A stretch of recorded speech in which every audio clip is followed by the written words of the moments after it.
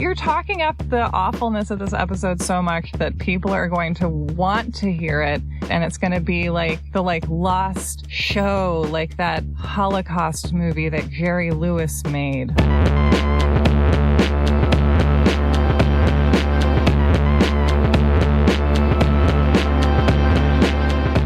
Welcome to You're Wrong About, the show where we go to the year 2000. Oh! I believe in keeping it simple. It's funny how that still sounds magical 20 years later. Yeah, well, it is magical because it's the distant past now. I am Michael Hobbs. I'm a reporter for the Huffington Post. I'm Sarah Marshall. I'm working on a book about the Satanic Panic. And we're on Patreon at patreon.com/you'rewrongabout. And we're on PayPal, and we sell cute t-shirts. And our listeners have been making incredible designs for us. And as usual, it's quarantine. We know it's tough out there. And so don't feel remotely pressured. It's tough in here also. Yes. It is tough on the insides and the outsides. It's tough everywhere. I would like to give a special shout out to all of our listeners who are listening to this show on one earbud right now because they have children. Oh, yes. We love you guys. And today we're talking about Y2K, the Millennium Bug. Yes. I'm excited. This is a throwback episode, although our listeners probably don't know that this was the first episode we ever recorded when we were first doing the show almost exactly 2 years ago, May 2nd, right? Well, that was when we started releasing the show, but we recorded this in early March of 2018. Right. So yeah, a little over 2 years ago. Mm-hmm. And it was so bad that we, to this day, have never released it. And whenever we tell people that, they always think that we're being modest. Oh, I'm sure it's fine. No, it's really bad. I listened to it this week. Well, I haven't listened to it since we originally edited it. So thank you. I choose to believe that you're being modest, but I also choose to not attempt to confirm that independently, which speaks for itself. I bet it's like the pilot episode of 30 Rock where there's a lot of weird long silences and you're like, what is the show like normally? What's the secret sauce that happens later that I can't identify but which I know isn't here? But we thought it would be a good idea to wait a while so that Sarah would forget everything I told her. Yeah, we decided we would wait 2 years and 2 months. Yes. And then we would take another crack. Yes. And there's actually been a lot of new academic research on Y2K between 2018 and now. So there's actually some a bunch of new stuff that we're going to talk about. So this is not all going to be familiar to you. I probably won't remember anything. Okay, good. Well, I think now is a good time to return to Y2K because Y2K has become this weird thing that people only bring up when they're talking about something else. Right. And I feel like it comes up as a metaphor for something that didn't happen. Yes. Something we all thought was going to happen, but then we overreacted. When we're talking about climate change, people will bring up oh, we were worried about Y2K too, and that turned out to be a hoax. And somebody else will respond to that by saying, no, Y2K is an example of us coming together and fixing a problem. Both of those arguments are kind of detached from what really happened in Y2K. And since we have now had 2 years of doing this show since then, I am able to extrapolate that perhaps the answer is no one is right. Yes. Okay. Well, I mean, both of those arguments are correct in some ways, and both of them are incorrect in other ways. Right. Because they contain elements of truth but don't grasp the truth. But so now is the point in the show where ordinarily I would ask you what you know about Y2K so I can myth bust you. But we have tape, we have live footage of Sarah describing this 2 years ago. So I thought I would just play you the clip. Oh my God. And you can decide A, how bad you want to tell me the editing is. B, if you want to add anything to your description. Oh, I was in my 20s then. Here, let me send you this thing. Can you see it? On the little Skype machine? Yes. 3, 2, 1. So tell me about what you know about Y2K. The fear of it was that all of the computers and automated things and electronic things would break, and then all of our systems would fall apart, and then we would just not have a grid anymore. The amazing thing about that is that your understanding now is about as good as the US Senate's understanding back then. That was 1999 was kind of the beginning of .com stuff. Yeah, it's got that weird grating quality. Yes. That the podcasts that people put no effort into have, whereas we put in minimal effort. I did this thing in our first couple episodes where when one of us would say a joke and the other would laugh, I would turn down the volume on the laugh really low. So it sounds like you're all of a sudden like 60 feet away and laughing at one of my jokes. I don't know why I did that. Yeah, it's like a Little Late with Lily Singh. It's like one person laughing their ass off far away. It's eerie. But do you want to add anything to your explanation of what your understanding of the Y2K bug was? I don't know if I could add anything to what I said. I was 11 when we reached the year 2000, and I remember understanding that people were concerned about the fact that basically the machines that ran society were programmed using dates that gave you only 3 digits, and therefore when it reached the year 2000, they would all go to 000 or something. Oh, it's 2 digits. Yeah, 2 digits. 2 digits, okay. And because of that, everything would break. Yes. And it would be like Jurassic Park, basically. Yes. Yeah. But so the first myth to bust is that the Millennium Bug was not a bug. Was it an arachnid? It was... It was a design choice. It was a way of saving space. We've completely, of course, forgotten about all this now, but in the early days of computing, back when there were like punch cards and when computers took up an entire room. Which is what, like the early, mid-60s? Yeah, 60s to 70s, basically.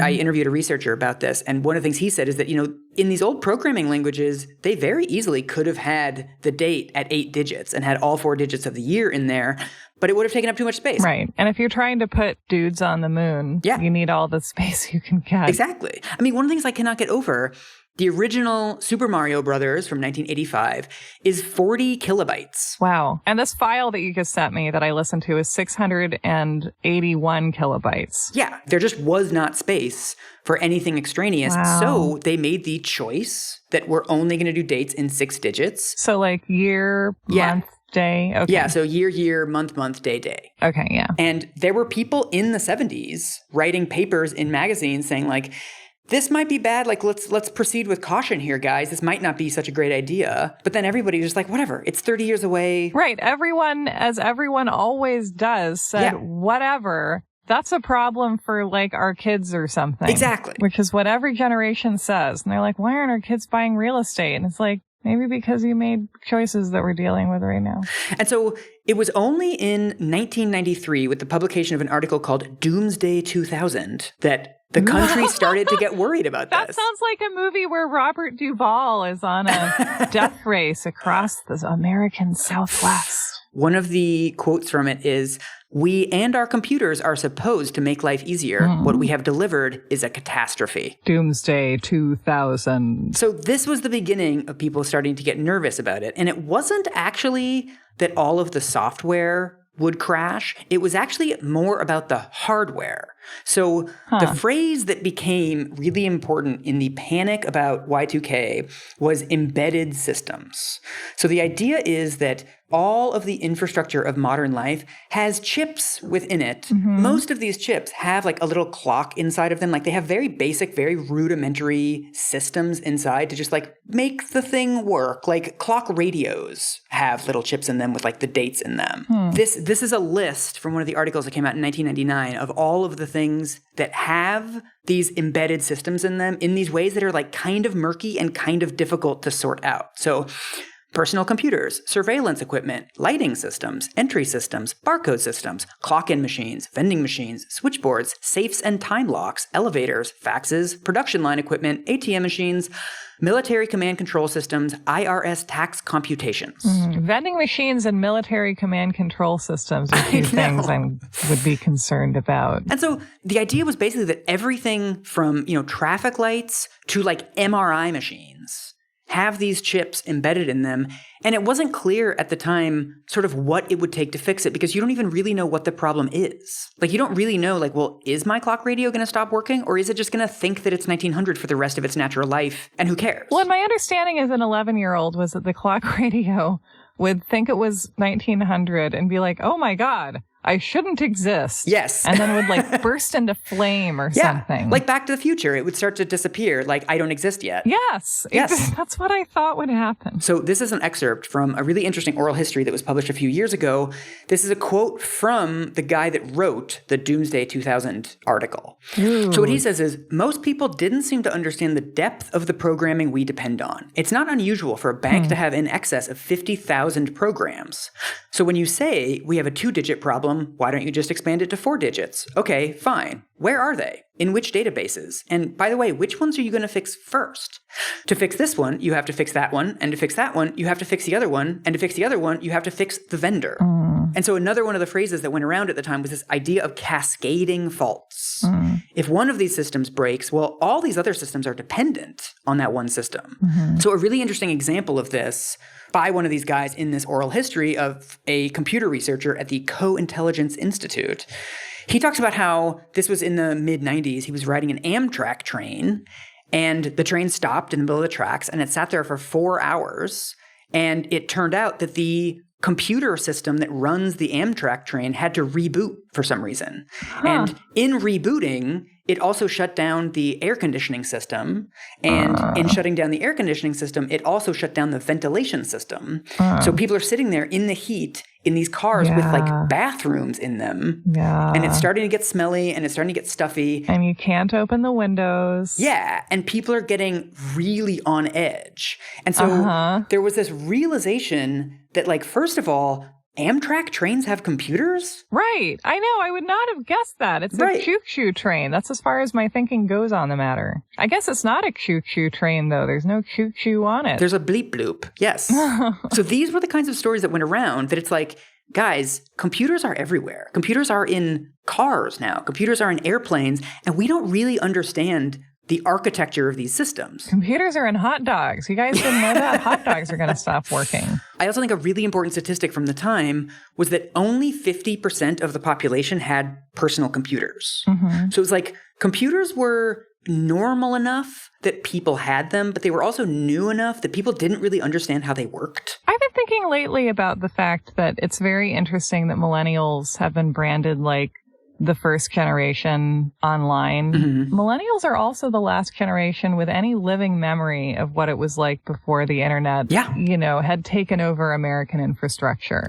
And before online reality was as real as meat space reality. And that weird transition period, too, where computers weren't everywhere yet, but they were like here. The like existence period. Like people didn't really know what to be afraid of, right? Like the net comes out. There's also the thing, and this is a way that the net is silly, but it's a way that every mid-90s movie was forced to be silly. Also, Mission Impossible really jumps to my mind, where they're like, okay, we're using computers as a plot element, but everyone knows that a computer is this like weird, slow, dusty thing that hums and it can like barely play games. It like overheats if you play Myst on it. But Tom Cruise is going to hack into the CIA in about 5 minutes from a dial-up internet connection in Europe.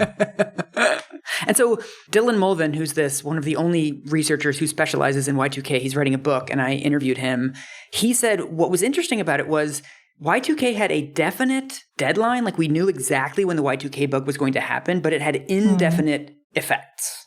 So we knew that like these embedded systems were everywhere, but we didn't know what was going to be affected or how. And that was one of the things that drove a lot of the paranoia about what was going to happen. So would it be accurate to say there are a lot of unknown unknowns? Yes. Yeah. It's like the thing where Pablo Escobar buys hippos for his private zoo and then they go feral and now they just live in Colombia and they just are there. It's like, what are the Escobar hippos in this scenario going to be? Like, we don't know.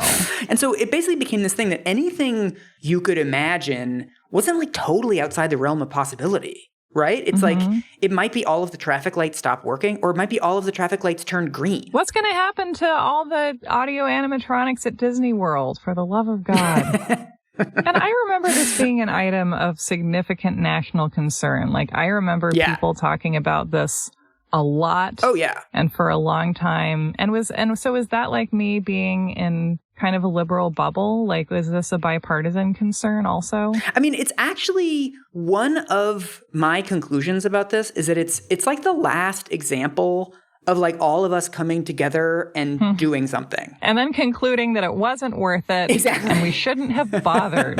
Yeah.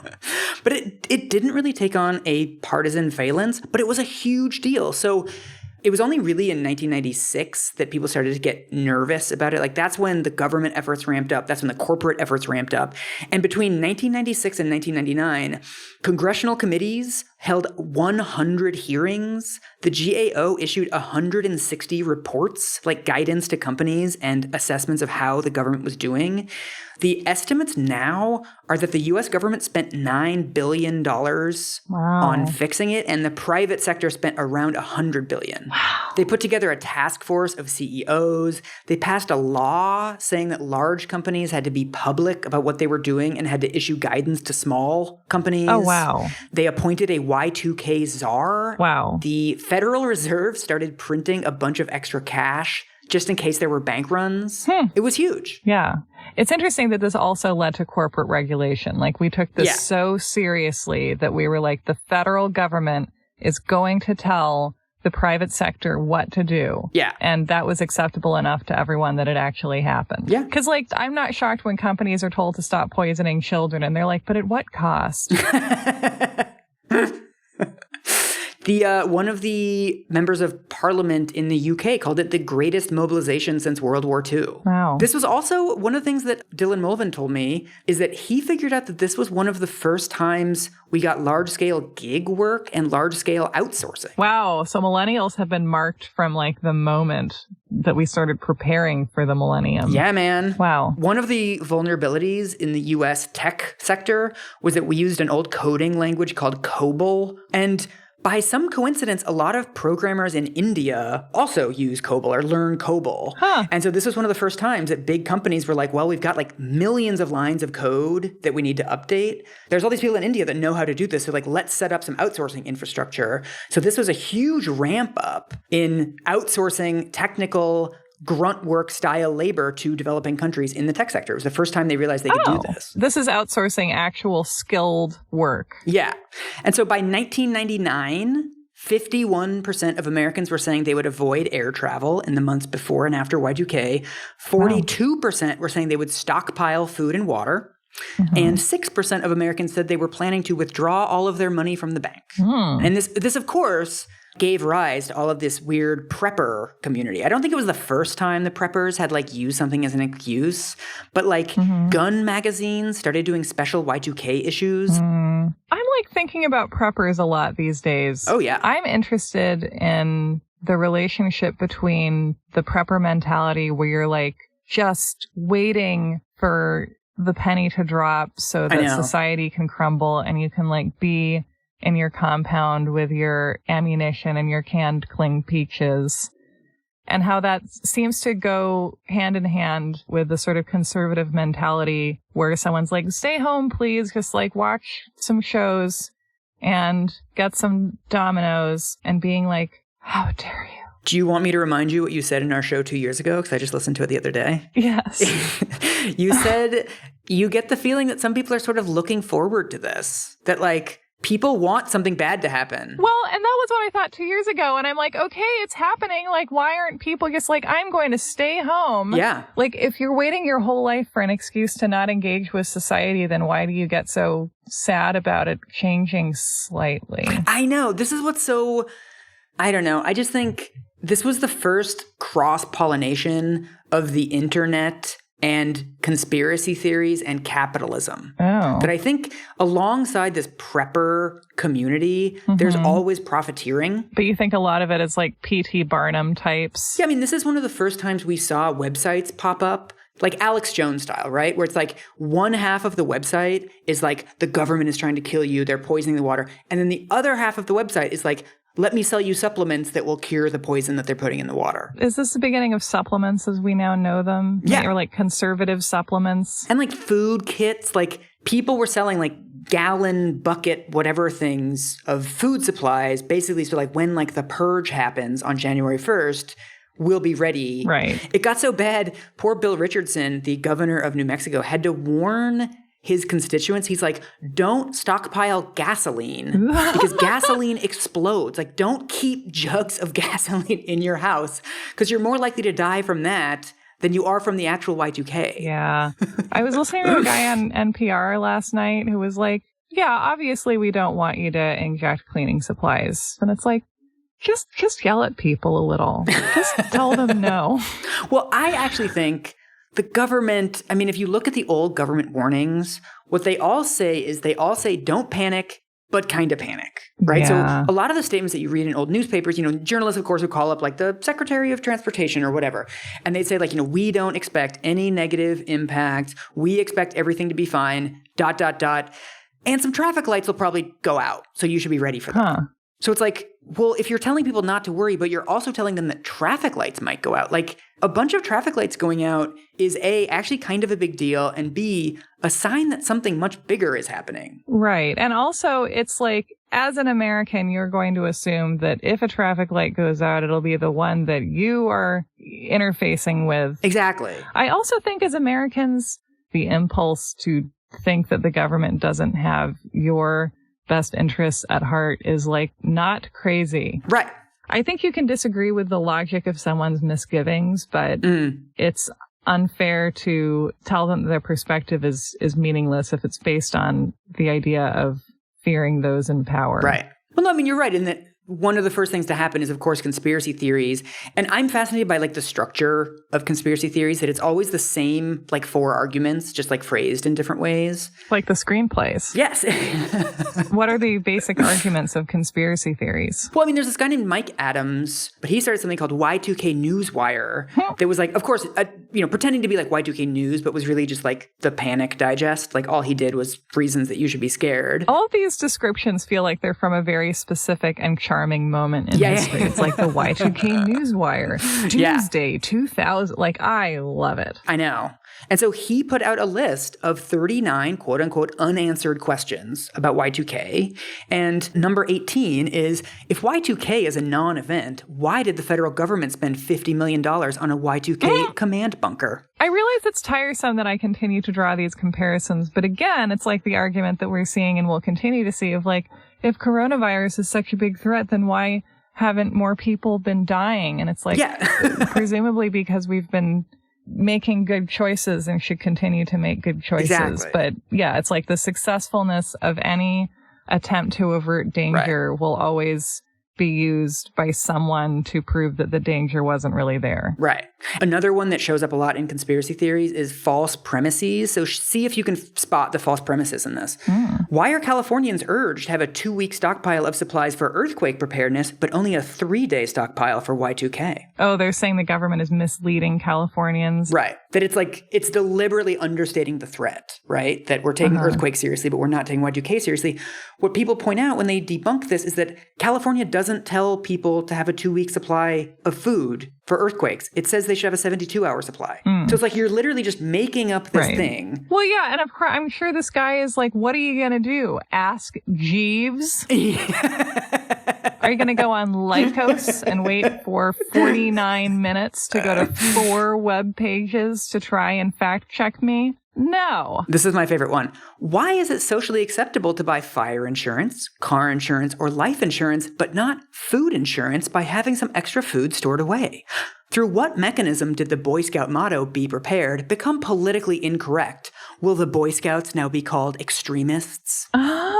This is like one of my favorite moves in conspiracy thinking, is that you say like this thing that is like kind of on some level reasonable. It's like, why are you telling me to prepare for things like fires and you're not telling me to prepare for things like Y2K? Like, whatever, that's relatively reasonable. But then it's like in 2 more moves, he's like, the Boy Scouts think I should be prepared. Why do you hate the Boy Scouts? Right. It's like, when did you stop beating your wife? Yeah. I wonder about, with conspiracy theories, how much of the work is being done with this kind of emotional hopscotch that happens inside of the person consuming this media or listening to the speech or whatever. It's called a dog whistle for a reason. You can present a phrase or an idea that puts someone in an emotional state where then it doesn't really matter what you say because you've got them kind of nicely whipped up. Yeah. And like at that stage in the emotional recipe, it's like, well, you've got whip now, like time to make meringue. Like it doesn't really matter what kind of argument you then present to someone because they've reached this malleable state. Right. Once again, it's very emotionally based. It's just emotionally saturated thinking. This is the classic move, right? Is that all of a sudden you're whipping up anger about like these people won't even let me be in the Boy Scouts or whatever, which isn't true. But it's like you're fomenting all this completely meaningless anger. When it's really, it's like, well, all they're saying is that it might not be super prudent for you to stockpile food, but also it's not illegal to stockpile food. Like if you want to go to the store. Right, like no one cares what you're doing. Like no one really actually cares. But it's like to get people into this emotional state where you can sell them things and you can convince them of things, you have to get them on this much larger distrust of society and distrust of the media and distrust of the government. Also, I feel like there were a lot of Boy Scout-related controversies in the 90s. Like, oh my God, yeah. We spent a lot of time on that. We should do an episode about the Boy Scouts. Yeah. Also, there was, do you want to guess who the person, remember, this is the late 1990s. Do you want to guess? Jesse Ventura. Close. Do you want to guess who was selling a videotape for $28 called A Christian's Guide to the Millennium Bug? Was it Jim Baker? No, Jerry Falwell. Close. Oh, okay. Do you know how much $28 was in 1999? That's so much money for a video? It was probably a Star Wars VHS set at Costco. Yes. Yes, you could have gone to Endor and back, but instead you got Jerry Falwell yelling at you. And also, I love how Christian media goes for these cash grabs of like, a Christian guide to something it's impossible to do in a Christian way, honestly. Yeah. This isn't explicitly branded as Christian, but there's also a book called Y2K for Women, How to Protect Your Home and Family in the Coming Crisis. Is it about how you have to keep putting out sexually even after all the audio animatronics start rampaging through Anaheim? And so I couldn't get the text of this, but I did find it on Amazon, and all the reviews are 5 stars, except for one star review from a guy named Jim. This is written by a woman called Karen Anderson. So Jim says, I worked for a large utility on the West Coast for Y2K, and one of my jobs was to answer the questions of people about the power systems and Y2K. Karen and her band of ardent followers drove us nuts with questions about things that couldn't possibly happen because none of them had any understanding of how power systems worked. They also accused us of lying and being part of a vast conspiracy that still exists in their minds as part of a general anti-government sentiment. Did Jim go into any specifics No, beyond that? Oh my God. I want to hear more from Jim. Like, what have you been through, Jim? Jim, we're waiting. This was a time of like genuine grift bonanza. Genuine grift bonanza. Yeah, good old GGB. One of the things I love is Jerry Falwell and these other Christian right people started coming up with this idea. There's, of course there's the divine rapture, which we all know is coming, but then there's also something that they brand it as the civil rupture. What? Which is like how governments are going to collapse. Okay, of course. I mean, why not? Because they're similar sounding words, so that makes sense. It's very good. There were also a lot of really good scams. There was a guy in the UK who was selling people CD-ROMs that he said would make your computer Y2K compliant. And people checked them later, and apparently they literally did nothing. Like the only thing they did was just like make a window come up. They're like, bleep, bloop, bleep. It's compliant. I bet people got genuine peace of mind from the bleep bloops. There were also phone scams where people would call up and say, hi there, I'm calling from your bank. We're checking to see if all the cards are Y2K compliant. So if you could just read me your credit card number, then I can tell you whether it's compliant or not. We'll send you a sticker to put on your card. And people were like, 5072. Like they just started doing it. It's like, no. Yeah. It's Sweetie 2000. People would call people up and pretend to be banks and say, like, we're the only ones that have a vault that is like Y2K compliant vault. So like we want you to move all your money to our bank. So like you just transfer your money to some random account. Wow. My favorite one is the Australian version of the SEC. They set up a Millennium Bug insurance company, like as an April Fool's joke, literally. They're like, we're setting up a Millennium Bug insurance company. Come get Millennium Bug insurance, to like demonstrate how gullible people were, like to troll the entire Australian population. And people deposited $4 million. Like people are offered to deposit $4 million. And then they funded an indie movie. Yeah. So before we get into what actually happened on January 1st, 2000, I think it's worth dwelling on like why this became such a big deal. You know, there's other threats out there, right? There's like super volcanoes and earthquakes in Seattle. Like, why did we focus on this as like the threat that we're going to spend billions of dollars facing? So one researcher who works on this named Lisa Vox, her theory is that basically after the Cold War, we had like a apocalypse deficit. Like we didn't have nuclear war anymore. So we kind of needed something because there was this vacuum. Right. Everyone spent the 90s just like waiting for the other shoe to drop and buying ever greater sizes of khaki. There was also, I actually think this is a really important reason why it was bipartisan and a really important reason why it got to the size that it did is that fixing Y2K for 99.9% of people didn't require any trade-offs. Right. You know, climate change means that like maybe you don't drive to work anymore. Like maybe you have to take the bus or like maybe your taxes go up. For Y2K, it was literally just like tech companies have to spend more money and like the government will like give, you know, small business loans or print some more money. But like you don't have to do anything. It was kind of like that thing. Do you remember as a kid how you would collect the tabs from soda cans? Oh, yeah. And there'd be places where you could deposit them or you could like mail them in somewhere and they were supposed to like get people kidneys. Yeah. I don't know. I haven't researched it. I'm curious about the actual ratio of soda can tabs to kidneys if there was one. But it was something that it made sense for people to do because it feels good and it doesn't harm you. Yeah. You're not like, oh, I had a plan for that soda can tab. And also this was the middle of the dot-com bubble. So there were billions of dollars flowing into the tech sector. Right. All that pets.com money. Yeah. But so, I mean, people were working their asses off to fix this. But I mean, politics is basically the art of deciding who will feel pain. Right? Like who should be affected in a crisis? Like should it be renters or should it be landlords? Should it be workers or should it be owners? Like should it be people who are accustomed to feeling pain and feel it all the time and know it as a way of life? Exactly. Or should it be the people who aren't used to it and will go, ouch? I don't know. It's just sort of, it's like, it's the last gasp of like bipartisan cross-governmental togetherness, but it's also kind of a gimme in that it's not bipartisanship for something hard. It's bipartisanship for something extremely easy. Right. It's like we are coming together as a nation to do routine maintenance. Yeah. Because we have to. So now we get to December 31st, 1999. I'm 11 years old. Ooh. I'm super excited. Do you remember what you did that night? Yes. I remember my parents lived in Hawaii. So I remember being at the beach that night. And I remember a couple having what looked from a distance to be like a romantic moment. And I remember screaming, "It's the new millennium!" at the moment of midnight. And I imagine ruining that moment for them. I don't know what I was excited about or why it was exciting. It just was like really big. Yeah, it was like one of the last times maybe of optimism about the future, right? Because we were like entering this new technological golden age. And Y2K was like the first example of maybe this golden age isn't as golden. Like there's going to be some little blips along the way.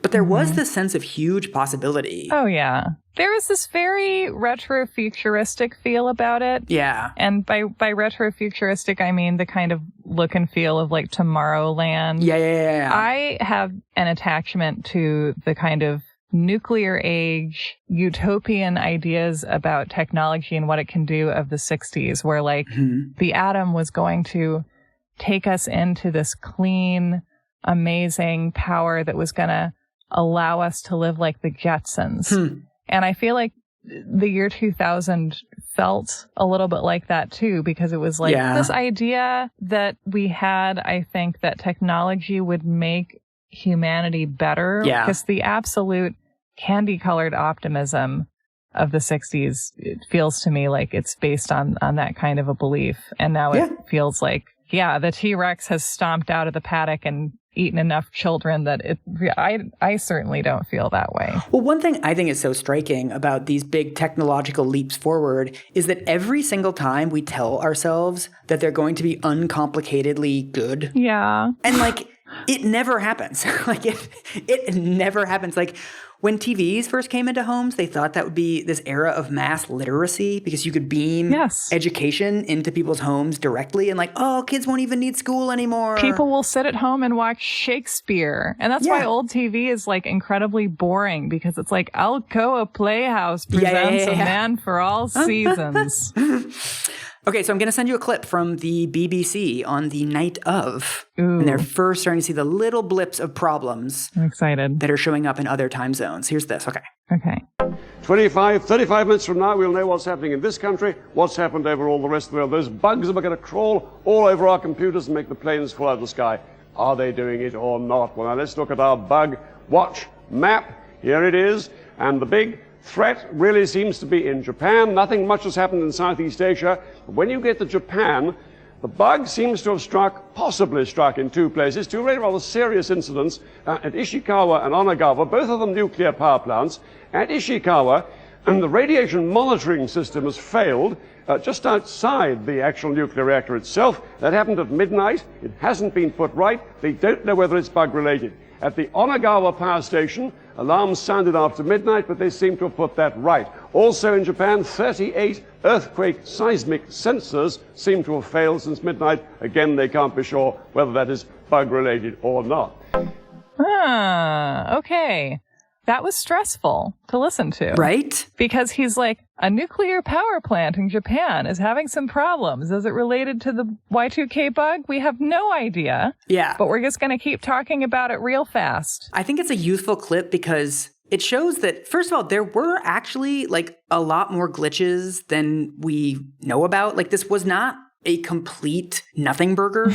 But what's really interesting is that he's describing a bunch of glitches that seem like, oh my God, there's this like avalanche of glitches happening in like nuclear reactors. Like it's so bad. But then also, he's also describing things like the monitoring system has gone down. Right. He's like 38 earthquake sensors. Right. So what we get on midnight of January 1st, 2000 is a relatively sizable number of these kinds of glitches, but no glitches that are like really consequential. There's a Senate report that's published in February of 2000 that lists maybe 100 of these things, like all the glitches that they could confirm. And so here, I'm going to read you a couple of these. Okay. Hundreds of Knoxville Utility Board bills were printed with incorrect payment due dates, either in January 1900 or January 2099. A power outage in Carson City, Nevada for 30 minutes. That's the only power outage we know of. Really? Yeah. Wow. Medicare payments were delayed 1 day because of a Y2K problem with the electric fund transfer through a bank that handles the transactions. 911 systems broke down in North Carolina. Long-distance phone service was out in parts of central Montana for about 3 hours. Godiva chocolate experienced total systems failure, including cash registers in its New York store, but they were back in operation within 3 hours. This is like weirdly soothing to listen to because it's just like a nice list of like consequenceless problems. Exactly. Yes. It's like Godiva couldn't run their cash registers for 3 hours. And you're like, oh, that's nice that the news is about people being inconvenienced. Yeah. There's, for whatever reason, a lot of the ones that they mention in the Senate report are about slot machines. Yeah, it's just nice to have this national epidemic of like very minor problems. So there's only one like real problem that's like actually extremely tragic. And so let's do it now because it's bad. Okay. So the actual worst one that we know of is in the UK. The NHS sent out 154 false positive test results to pregnant women telling them that their children had Down syndrome. Oh, my God. And 2 women terminated the pregnancy as a result before they figured out that it was a Y2K-based error. That's horrible. That's terrible. That's the only one we know of that is like tragically awful bad. Yeah. Interestingly, and I think this is really important, 3 of the glitches that they mention in the Senate report about Y2K preparedness are caused by Y2K preparedness, not by Y2K itself. And what are those? So the District of Columbia, Washington, D.C., replaced all of its software and all of their budget reports basically got like wiped. The government listings in the Milwaukee White Pages were, quote, so riddled with errors that the publisher has agreed to reprint that section and hand deliver it for free to consumers next month. The company updated its software last year to make it Y2K compliant, but the software had bugs and introduced errors into the system. Mm-hmm. They also, this is really weird. Do you remember Lamont's? No. It was like a, whatever, Nordstrom, Macy's, like any other department store. It was in the Pacific, it was only in the Pacific Northwest. They went bankrupt in 2000, and the Senate report blames their bankruptcy on Y2K because apparently they spent $10 million installing new computerized registers to get ready for Y2K, and that was one of the things that contributed to their bankruptcy. But then it's also like, if you're a giant department store with 38 stores and you go bankrupt, I don't think it's like your new cash registers, son. Like, I don't think that's it. I don't know how it ended up in the Senate report. But maybe it salves your wounded pride. But I think it's those two categories of glitches I think are important because whenever there's a problem that you're preparing for, there's always the possibility that fixing the problem will cause more damage than the problem itself. Mm-hmm. And so this one Senate report, which is called Y2K, A Crisis Averted, is essentially the only assessment that we've ever had of whether this $100 billion that the U.S. spent getting ready for Y2K was worth it. There's never been an independent investigation. There's never been a task force. Basically, as soon as it happened, nobody wanted to look back for it. Partly because this whole idea that it was a hoax, that it was bullshit all along, we didn't have to do anything about it. This understanding was already forming. I mean, I remember feeling like, oh, I really thought that like something would happen. Me too. Totally. Yeah. Like I at least thought the power would go out. I mean, this is, since this happened, we've basically been locked in this debate of, was it a nothing burger to begin with? Could we have done nothing? Or did we fix it? Like in the same way we're having this debate now of like, well, are the not that bad effects the result of our preparation? Or are they evidence that we never needed to prepare in the first place? Right? And so the rest of this episode is basically walking through the arguments because I think, like I mentioned at the beginning, like both arguments have merit, but both arguments are also, I think, kind of wrong. As always, it is truth and falsehood bridge mix. Yes. Okay, to walk through the argument that it was a hoax, to me, the closest thing to a compelling argument is that there's essentially only 4 countries that made any significant effort to solve it. America, the UK, Canada, and Australia. There was a survey in 1999 that in Italy, only 15% of the population had even heard of the Y2K bug. So like Germany, Italy, Japan, there was no government efforts, there was no funding, there was no like stimulus money for this. It was just full on like, we're just going to wait for it to happen. And then if there's any glitches, we're going to fix them. The counter argument to that is always that like, well, Germany and Italy are like not advanced as the US. So like the US had to do way more of this preparation because we're the center of tech, we're the center of the tech boom. For whatever reason, America also has more of this COBOL coding language because it was mandatory to use it by the military and for government contracts for a really long time. So for whatever reason, we have like a higher density of this programming language. So that does necessitate more efforts in America. But then to me, that doesn't explain why like the UK put £1 billion into fixing this and Germany put £0 into fixing this. And they both essentially had the same number of errors on January 2000. So like, even if America is like uniquely poorly positioned for this problem, that's not really an argument that the UK was uniquely poorly positioned too. There's also the argument that, the kinds of glitches that happened on Y2K, those glitches happen all the time. Things like the 911 system going out, like that's literally something that happens every day in America. Like some states, some cities, 911 system goes down and then gets brought back up again.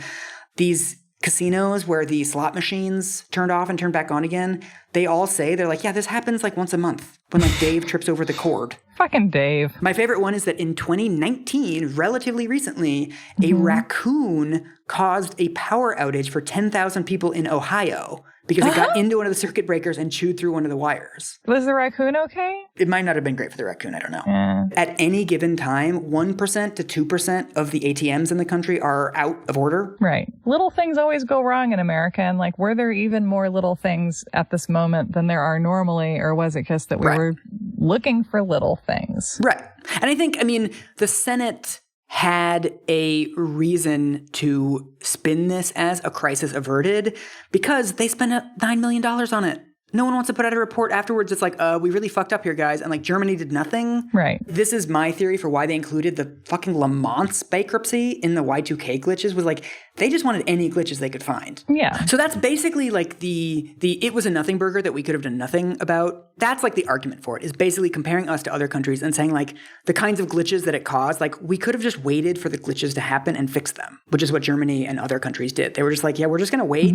And if something happens, like we'll just turn off and on our slot machines. And then that argument is like more or less persuasive, I think, based on what is the potential financial and human cost to waiting for things to go wrong and then dealing with it then, and how much can we estimate that? And to the extent that we can grasp it, how much does it compare to the difficulty of what we would have to do to prepare in advance? Exactly. And like, you don't want to wait. Like, if there's a chance of like an airplane falling out of the sky, you can't be like, we're going to wait. Like, there's clearly, there's some disasters that you can wait for, and there's some that you can't.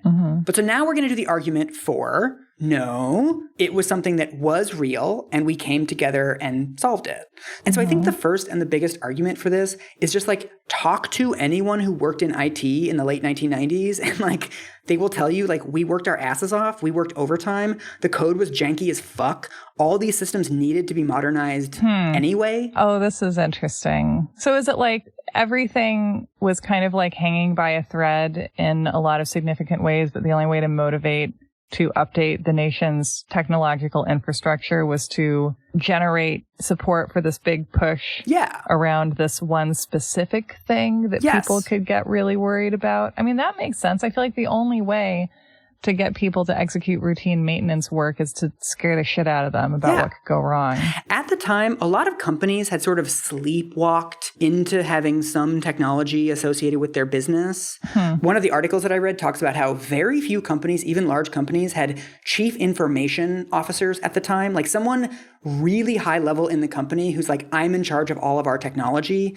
And so what Y2K did was it made CEOs who were like, you know, dads in sneakers who like didn't really know that much about technology. It made them all of a sudden be like, wait a minute, I'm kind of running a tech company.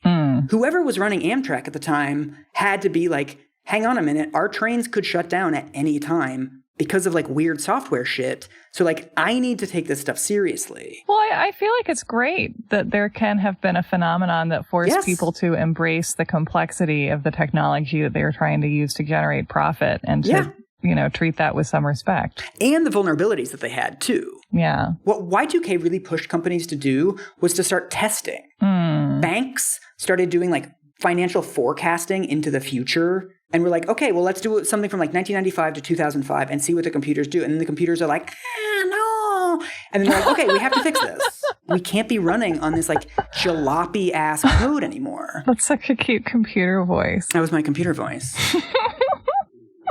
And they were like, oh, she's suffering. Yeah. And so one of the things that one of these researchers points out is that in the 1980s, British grocery stores were noticing that the barcodes of some items wouldn't scan. And it turned out that they had expiration dates that were in 2000. You know, some products, you know, have like an expiration date of like 10 years in the future. And they'll be like bloop and they won't bloop. But actually they were catching those things and fixing them long before the public ever found out about them. Okay, so wait, I want to try and anticipate a twist. Ooh. Does it seem as if Germany has done nothing to prevent Y2K because they just finished their work early and are sitting quietly under a tree and reading in December 1999? That would be very Germany of them. That's like half the answer, but we will get there. Okay. So one of this researcher that I interviewed, Dylan Mulvin, also pointed out to me, this is fascinating, that for years, one of the most vexing problems in like banking IT was fucking leap years. That like, try explaining to a computer that like once every 4 years, we have this extra day, unless it's a century year, in which case we don't have the extra day, unless it's a century day every 400 years, and then we do have it. And the computer's like, why did you bring me into your illogical world? Exactly. And so famously, the year 2000 was a leap year. Huh. It shouldn't have been because it's a century year, but then it should have been because it's a once every 400 century year. Because the year 1600 was a leap year. Yes. So it's like these kinds of problems, especially in financial institutions, like, your entire bank account gets wiped out overnight. These kinds of problems were being noticed and being fixed by bank IT people long before the rest of the country was figuring out about this stuff. So, saying it was this big nothing burger erases all this labor by IT people who were like, punk, we were working on this long before you read that fucking article in 1993. We've known about this. It's a thing. So a story about what happens if you actually try turns into a story about how trying is pointless and it's for nerds. That's not good. It's not good. I also find this pretty convincing that a lot of companies that were testing their systems and finding massive glitches, it's not like they're going to tell the public about that, right? If you're American Airlines and you're like, oh yeah, we tested something and all of our planes were going to fall out of the sky, just want to let you know. Right. We're relying on companies to do their own disclosure of what could have happened. Yes. You chuckleheads would have been up the creek without a paddle if old Brian here hadn't caught that line of code. Well, I still find it pretty compelling that some countries spent $0 and some countries spent many dollars, and that they both had effectively the same number of glitches. Yeah. So I think when IT people talk about look, we worked our asses off doing overtime, fixing these bugs, I think you could also look at that and say well, a lot of those banks, a lot of those tech companies, a lot of those airlines would have done that anyway. Banks have an incentive for their customers' accounts not to go to $0. Airlines have an incentive for the planes not to fall out of the sky. I find it pretty convincing that they might have just solved those problems on their own, and we could have spent $9 billion fighting against the enduring poverty glitch or other societal glitches that we spend less of our effort on. It's interesting to have a story where it seems like the government over-responded. That isn't war. I know. And also that work is a constant in our lives. Just systems need to be worked on in order to run. And the fact that we can't see with our own eyes where that work went exactly doesn't mean that it went nowhere. Yeah. Yeah. And so this brings us to our final twist. This is basically the answer to the question, why did only 4 countries fuck with Y2K? Why these 4 countries? So when I tell you the countries again, tell me if anything stands out to you as being in common. Okay. America, the UK, Canada, and Australia. They're English-speaking countries. Yes. And I presume that might have an effect on how we are writing dates. Oh, close. Okay. But all right. They also have English legal systems. Oh. So one of the things that's common across all of those countries is that they're really big into legal liability and using lawsuits to fix social problems. So one of the major memory hold aspects of Y2K was how fucking terrified corporate America was of getting sued. So there were articles coming out in 1999. I found a really interesting projection that said, if Y2K ends up being a problem, corporate America is going to spend $1 trillion and 1 decade in litigation over Y2K claims. And they were like, all right, let's update some infrastructure. As early as 1997, companies were starting to sue each other. A produce store sued the manufacturer of their cash register, saying, we just paid $2,500 for cash register. We know from the Millennium Bug that it's going to be useless in 3 years. So fuck you, we want our money back. And Quicken Books, whatever that budgeting software. QuickBooks, yeah. QuickBooks, yeah. They had 6 pending class action lawsuits against them by 1998. Wow. Because people were saying, well, all of my budget data is going to get lost if this goes down. And also, it's a nice thing to drag CEOs in front of Senate questioning for, right? You can just see it in your mind. Just these, there would have to be some kind of a big business whipping boy to take to task for all this, and it could be you. Right. And this is actually the only aspect of Y2K that was partisan, because Republicans wanted to pass a law saying, let's protect companies from their own customers if something bad happens. Let's make sure they don't have to pay out anything in damages. And Democrats, who are pretty captured by the trial lawyer lobby, wanted to make it easy for people to sue. And so they actually ended up passing a law that limited liability for companies, but didn't limit it like all the way. So there was some red meat in there for lawyers, and there was some red meat in there for companies. This is a very meaty episode. Are you hungry? I'm hungry. And so, as we know from sexual harassment lawsuits, as a corporation, you don't have to actually prevent something from happening. You have to show the court that you tried. So if you are American Airlines, if your planes crash, if 1,000 people die, if you get sued, what you can then say to the court afterwards is say, well, we shouldn't pay any damages because we spent $60 million updating our systems. We sat on the task force with the White House. Look how much we did. And so the companies in a place like Germany or France or Italy that they don't use liability to solve corporate problems the way that we do. They use regulation.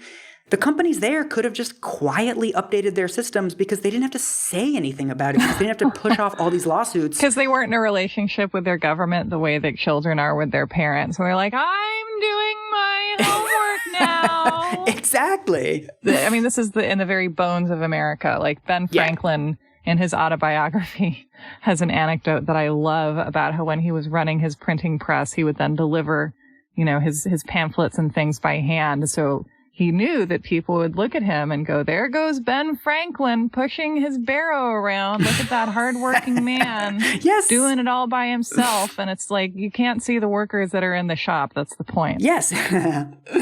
And so this was the calculation that companies in these 4 English-speaking common law countries made. Banks in Japan might have been having these problems too. And they were just like, no, we just quietly fix them. Like, we quietly fix stuff all the time. Because we're not going to be fighting off lawsuits because, we have a real government. It's like, kind of a flex, Japan. Yeah. I would say that what we can learn from this is that as Americans, we are more likely to do things that we already need to be doing if there is some kind of urgent reason involving our own safety or comfort. Yeah. We appear also to be inclined after having done that to say, well, that was a lot of work. Not enough bad stuff happened. I didn't like that. And that is perhaps an unhelpful perspective to take away from a story from which you could alternatively take the lesson of it's good to update our systems so that they are functional. And if we have to cook up a reason to compel us to do what we need to do anyway, then maybe that's okay. Yeah. So I feel like this is a great example of the sort of gap between logic and emotion for a lot of us as humans, where we can figure it out intellectually that if our systems are more functional, then that averts the kinds of tragedies that do move us to take action. Yeah. And yet it's harder to accept that as a felt reality of bow chicka bow wow. I'm so excited about strengthening our filing system's efficiency. It's hard to really, this is why Virgos are so important. Is that another bug? Is that what you mean? It's a feature. It is a Virgo feature. So that's it. This is the story of Y2K. This is why we should all stop using it as a proxy indicator for whatever we're actually arguing about on the internet. There are some arguments that you can't settle over Twitter. So, sorry. Are there, Sarah? Are there? I know this is news to you. I also when I went to call you to start this show. Oh, I know. You didn't pick up. And I was like, that's weird. And then I looked on Twitter and I was like, oh, he's tweeting about Corbyn. I know. And I was fighting with somebody about Jeremy Corbyn. I know. Doing the show with you was such a better use of my time. I'm sorry. I was like, that's my guy. You were seeing me in my natural habitat. That's what it is. You're looking inside the aquarium. You're like, oh, Mike's doing what he does. Yeah, when you go see the iguana eat its little bugs. And you're like, I don't like bugs, but that iguana likes bugs. I don't like having Twitter arguments about British politics, but it's essential to Mike's mineral needs.